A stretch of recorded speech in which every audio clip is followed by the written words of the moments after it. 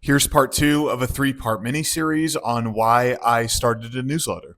I knew I wanted a new creative outlet for myself, but I also knew that I wanted it to be pretty straightforward. I didn't want it to be, require me to get equipment and, build something out first, just to like jump in and do it.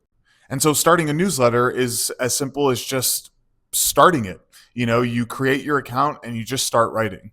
So if you're looking for that creative outlet or you've been wanting to do something new where you can share your ideas and thoughts and perspectives, a newsletter creates that low barrier to entry because you're just creating the account and writing. You're not needing to buy equipment or subscribe to anything or do anything like that.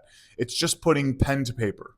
And sure, sometimes that's easier said than done because sometimes it can be intimidating looking at a blank screen, not really knowing where to start or how to start.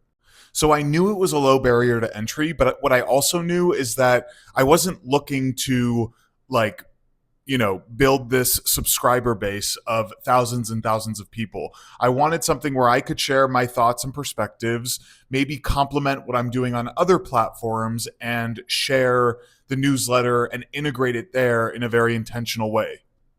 And so what I realized over time is, I'm talking on LinkedIn, I'm posting on LinkedIn about career, work, being a millennial, poking fun at corporate America, and I'm also writing a newsletter on the same topic. So what I've decided to do is link that newsletter in my LinkedIn profile as part of the profile link field.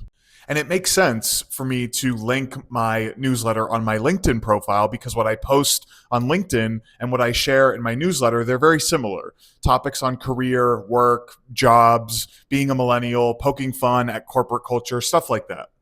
And so that's led me to today, almost, 7.5 months later, where I have now reshaped my newsletter as of a couple months ago and started to realize that longer form content, even longer than what I was writing before, resonates with people. And it resonates with how I want to see my newsletter evolve. Because on LinkedIn, I tend to be the opposite. I tend to post very short one-liner posts, whereas on my newsletter, I can get more in depth. So there are probably two takeaways here, and that is writing a newsletter can be a low barrier to entry approach if you're looking for that new creative outlet, but it can also be a way for you to extend something else that you're doing on a different platform because they relate in some way. So think of your newsletter as an extension of whatever else that you're doing.